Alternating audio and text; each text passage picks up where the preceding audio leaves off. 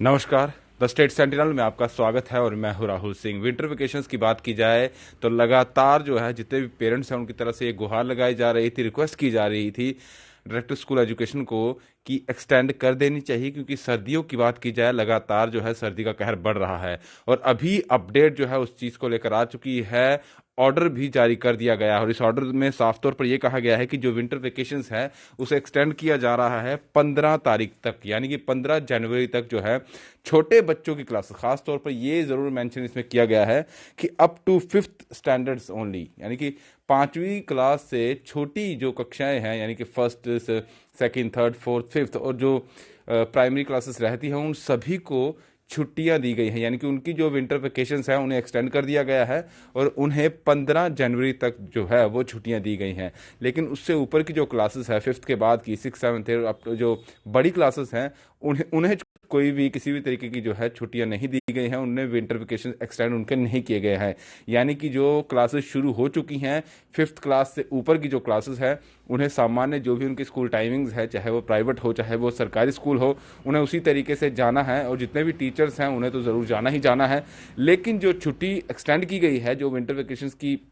छुट्टियां आगे बढ़ाई गई हैं, वो अप टू फिफ्थ क्लास तक है, यानी 5वीं क्लास और 5वीं क्लास से जितनी भी छोटी कक्षाएं हैं उन सभी बच्चों को अब 15 तारीख तक छुट्टियां दे दी गई हैं और 15 तारीख के बाद ही अब वो स्कूल जाएंगे। खासतौर पर काफ़ी देर से ये जितने भी अभिभावक है, क्योंकि जैसे पहले एक्सटेंड की गई थी, अभी यही गुहार लगाई जा रही है कि जो शीतलहर चल रही है, ठंडी हवाएं चल रही हैं, फॉग लगातार बढ़ रहा है और खासतौर पर उन पेरेंट्स का भी कहीं ना कहीं मुश्किलें हो रही थी जो पहाड़ी इलाकों में जो बच्चे स्कूल जाते हैं, क्योंकि बर्फबारी हो रही है और उन इलाकों में बच्चों का जाना बहुत मुश्किल हो जाता है, स्कूल तक पहुंचना मुश्किल हो जाता है। और इसी वजह से, क्योंकि गाड़ियों को भी निकलना होता है, वहां पर बहुत मुश्किल से लोग निकल पाते हैं, बच्चों का जाना बहुत मुश्किल भरा हो जाता है, कहीं कोई हादसा ना हो जाए, क्योंकि फॉग की वजह से गाड़ियां, क्योंकि आजकल मैक्सिमम जितने भी स्कूल्स हैं, प्राइवेट स्कूल्स की बात की जाए तो उन्होंने